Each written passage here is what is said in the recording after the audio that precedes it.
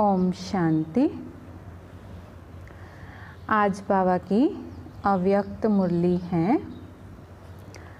उदासी आने का कारण छोटी मोटी अवज्ञाएं। उदासी आने का कारण छोटी मोटी अवज्ञाएं। आज बेहद के बड़े ते बड़े बाप, ऊंचे ते ऊंचे बनाने वाले बाप अपने चारों ओर के बच्चों में से विशेष आज्ञाकारी बच्चों को देख रहे हैं। आज्ञाकारी बच्चे तो सभी अपने को समझते हैं, लेकिन नंबरवार हैं। कोई सदा आज्ञाकारी और कोई आज्ञाकारी है, सदा नहीं है। आज्ञाकारी की लिस्ट में सभी बच्चे आ जाते हैं, लेकिन अंतर जरूर है। आज्ञा देने वाला बाप सभी बच्चों को एक समय पर एक ही आज्ञा देते हैं, अलग अलग भिन्न भिन्न आज्ञा भी नहीं देते हैं। फिर भी नंबरवार क्यों होते हैं?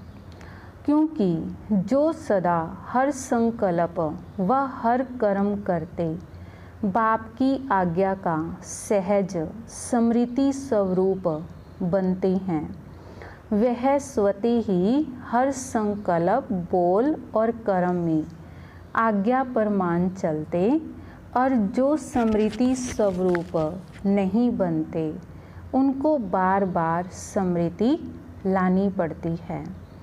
कभी स्मृति के कारण आज्ञाकारी बन चलते और कभी चलने के बाद आज्ञा याद करते हैं, क्योंकि आज्ञा के स्मृति स्वरूप नहीं है। तो जो श्रेष्ठ कर्म का प्रत्यक्ष फल मिलता है, वह प्रत्यक्ष फल की अनुभूति ना होने के कारण कर्म के बाद याद आता है कि यह रिजल्ट क्यों हुई। कर्म के बाद चेक करते तो समझते जो जैसी बाप की आज्ञा है उस परमान ना चलने के कारण जो प्रत्यक्ष फल अनुभव हो वह नहीं हुआ। इसको कहते हैं आज्ञा के स्मृति स्वरूप नहीं है। लेकिन कर्म के फल को देखकर स्मृति आई तो नंबर 1 है सहज स्वतः स्मृति स्वरूप आज्ञाकारी, और दूसरा नंबर है कभी स्मृति से कर्म करने वाले और कभी कर्म के बाद स्मृति में आने वाले। तीसरे नंबर की तो बात ही छोड़ दो। 2 मालाएं हैं, पहली छोटी माला है, दूसरी बड़ी माला है। तीनों तीसरों की तो माला ही नहीं है, इसीलिए 2 की बात कर रहे हैं। आज्ञाकारी नंबर 1 सदा अमृत वेले से रात तक सारे दिन की दिनचर्या के हर कर्म में आज्ञा परमान चलने के कारण हर कर्म में मेहनत नहीं अनुभव करते, लेकिन आज्ञाकारी बनने का विशेष फल बाप के आशीर्वाद की अनुभूति करते हैं। क्योंकि आज्ञाकारी बच्चे के ऊपर हर कदम में बाप दादा के दिल की दुआएं साथ है, इसलिए दिल की दुआओं के कारण हर कर्म फलदायी होता है। क्योंकि कर्म बीज है, तो बीज से जो प्राप्ति होती है वह फल है। तो नंबर 1 आज्ञाकारी आत्मा का हर कर्म रूपी बीज शक्तिशाली होने के कारण हर कर्म का फल अर्थात संतुष्टता, सफलता प्राप्त होती है। संतुष्टता अपने आप से भी होती है और कर्म के रिजल्ट से भी होती है, और अन्य आत्माओं के संबंध संपर्क से भी होती है। तो नंबर 1 आज्ञाकारी आत्माओं के तीनों ही प्रकार की संतुष्टता स्वतः और सदा अनुभव होती है। कई बार कई बच्चे अपने कर्म से स्वयं संतुष्ट होते हैं कि मैंने बहुत अच्छा विधि पूर्वक कर्म किया, लेकिन जहाँ सफलता रूपी फल जितना स्वयं समझते हैं उतना दिखाई नहीं देता, और कहाँ फिर स्वयं भी संतुष्ट, फल में भी संतुष्ट, लेकिन संबंध संपर्क में संतुष्टता नहीं होती है। तो इसको नंबर 1 आज्ञाकारी नहीं कहेंगे। नंबर 1 आज्ञाकारी तीनों ही बातों में संतुष्टता का अनुभव करेंगे। तो वर्तमान समय के प्रमाण कई श्रेष्ठ आज्ञाकारी बच्चों द्वारा कभी कभी कोई आत्माएं अपने को असंतुष्ट भी अनुभव करती हैं। आप सोचेंगे ऐसा तो कोई नहीं है जिससे सभी संतुष्ट हों, कोई ना कोई असंतुष्ट हो भी जाते हैं, लेकिन वह कई कारण होते हैं। अपने कारण को न जानने के कारण मिसअंडरस्टैंड, गलतफहमी कर देते हैं। दूसरी बात, अपनी बुद्धि प्रमाण बड़ों से चाहना इच्छा ज़्यादा रखते हैं, तो वह इच्छा जब पूर्ण नहीं होती तो असंतुष्ट हो जाते। तीसरी बात, कई आत्माओं के पिछले स्वभाव, संस्कार और हिसाब किताब के कारण भी जो संतुष्टता होनी चाहिए वह नहीं होते। इस कारण नंबर 1 आज्ञाकारी आत्मा का व श्रेष्ठ आत्माओं द्वारा संतुष्टता ना मिलने का कारण होता नहीं है, लेकिन अपने कारणों से असंतुष्ट रह जाते हैं। इसलिए कहाँ कहाँ दिखाई देता है कि हर एक से कोई असंतुष्ट है, लेकिन उसमें भी मेजॉरिटी 95% के करीब संतुष्ट होंगे, 5% असंतुष्ट दिखाई देते। तो नंबर 1 आज्ञाकारी बच्चे मेजॉरिटी तीनों ही रूप से संतुष्ट अनुभव करेंगे और सदा आज्ञा प्रमाण श्रेष्ठ कर्म होने के कारण हर कर्म करने के बाद संतुष्ट होने के कारण कर्म बार बार बुद्धि को, मन को विचलित नहीं करेगा कि ठीक किया व नहीं किया। सेकंड नंबर वाले को कर्म करने के बाद कई बार मन में संकल्प चलता है कि पता नहीं ठीक किया व नहीं किया, जिसको आप लोग अपनी भाषा में कहते हो मन खाता है कि ठीक नहीं किया। तो नंबर 1 आज्ञाकारी आत्मा का कभी मन नहीं खाता, आज्ञा प्रमाण चलने के कारण सदा हल्के रहते, क्योंकि कर्म के बंधन का बोझ नहीं। पहले भी सुनाया था कि एक है कर्म के संबंध में आना और दूसरा है कर्म के बंधन वश कर्म करना। तो नंबर 1 आत्मा कर्म के संबंध में आने वाली है, इसलिए सदा हल्की है। तो नंबर 1 आत्मा हर कर्म में बाप दादा द्वारा विशेष आशीर्वाद की प्राप्ति के कारण हर कर्म करते आशीर्वाद के फल स्वरूप सदा ही आंतरिक विल पावर अनुभव करेगी, सदा अतीन्द्रिय सुख का अनुभव करेगी, सदा अपने को भरपूर अर्थात संपन्न अनुभव करेगी। कभी कभी कई बच्चे बाप के आगे अपने दिल का हालचाल सुनाते क्या कहते हैं, ना मालूम क्यों आज अपने को खाली खाली समझते हैं। कोई बात भी नहीं हुई है, लेकिन संपन्नता व सुख की अनुभूति नहीं हो रही है। कई बार उस समय कोई उल्टा कार्य जहाँ कोई छोटी मोटी भूल नहीं होती है, लेकिन चलते चलते अनजान व अलबेलेपन में समय प्रति समय आज्ञा के प्रमाण काम नहीं करते हैं। पहले समय की अवज्ञा का बोझ किसी समय अपनी तरफ खींचता है, जैसे पिछले जन्मों के कड़े संस्कार स्वभाव कभी कभी ना चाहते हुए भी अपनी तरफ खींच लेते हैं। ऐसे समय प्रति समय की हुई अवज्ञाओं का बोझ कभी कभी अपनी तरफ खींच लेता है, तो वह है पिछला हिसाब किताब। तो यह है वर्तमान जीवन का हिसाब, क्योंकि कोई भी हिसाब चाहे इस जन्म का चाहे पिछले जन्म का लगन की अग्नि स्वरूप स्थिति के बिना भस्म नहीं होता। सदा अग्नि स्वरूप स्थिति अर्थात शक्तिशाली याद की स्थिति, बीज रूप लाइट हाउस माइट हाउस स्थिति सदा ना होने के कारण हिसाब किताब को भस्म नहीं कर सकते हैं। इसीलिए रहा हुआ हिसाब अपनी तरफ खींचता है। उस समय कोई गलती नहीं करते हो कि पता नहीं क्या हुआ, कभी मन नहीं लगेगा याद में सेवा में, व कभी उदासी की लहर होगी।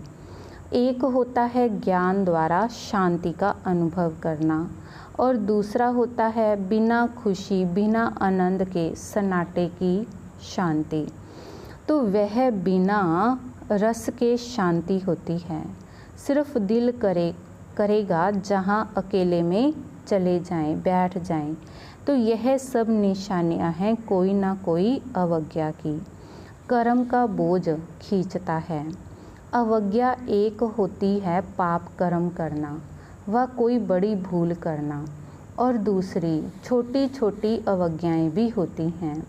जैसे बाप की आज्ञा है अमृत वेले विधि पूर्वक शक्तिशाली याद में रहो।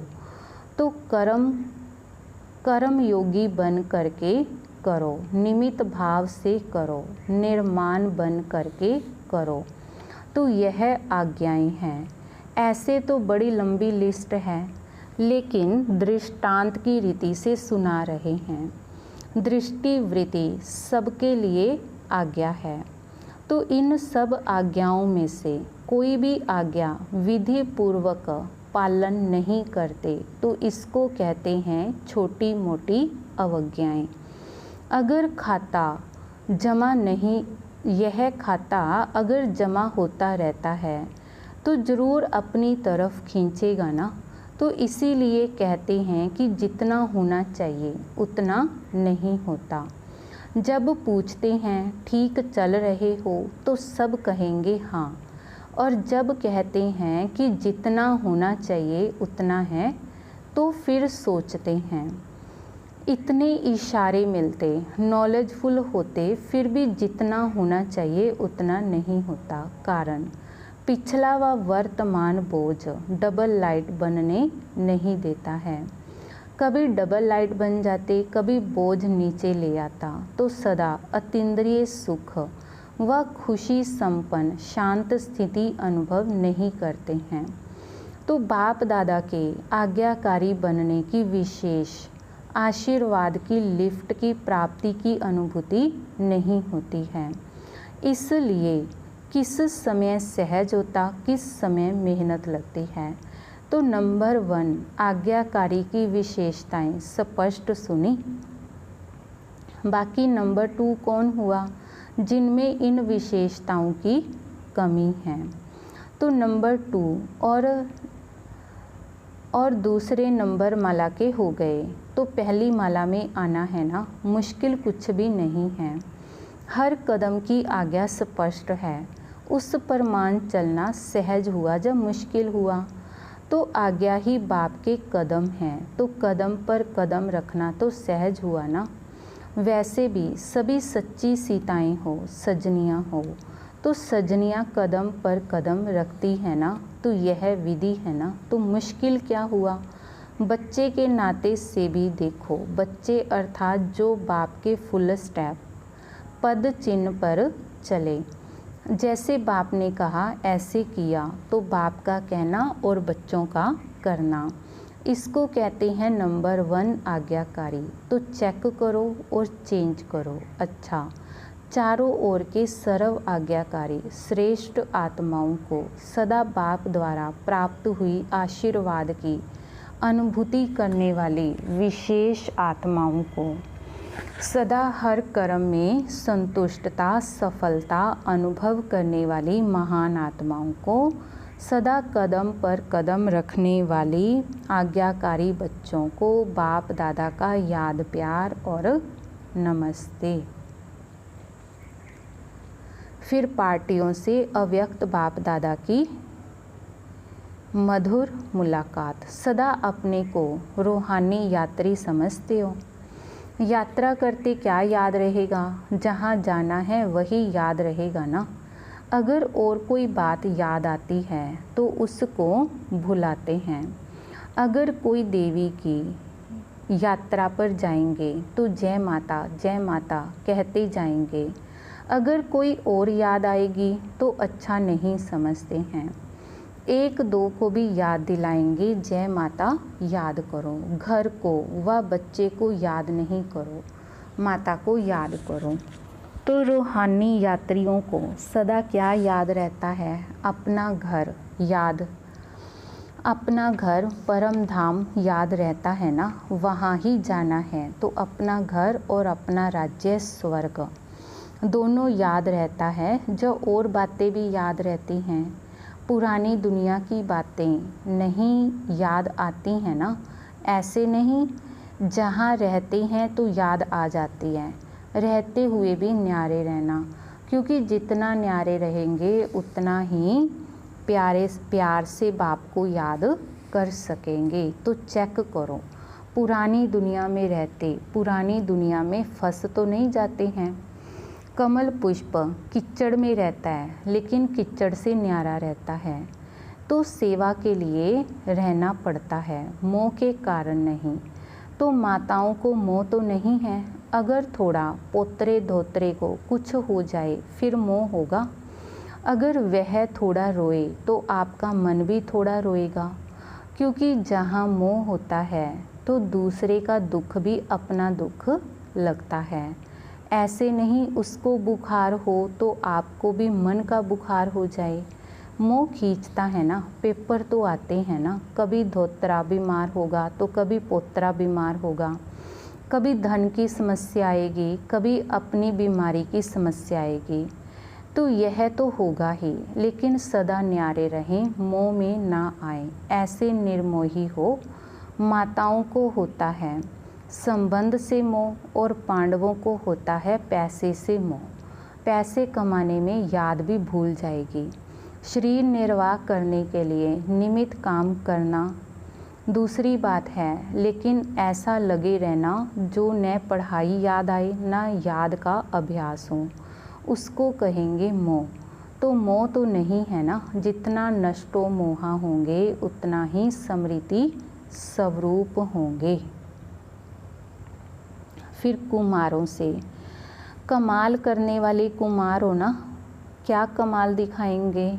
सदा बाप को प्रत्यक्ष करने का उमंग तो रहता ही है, लेकिन उसकी विधि क्या है? आजकल तो यूथ की तरफ सबकी नज़र है।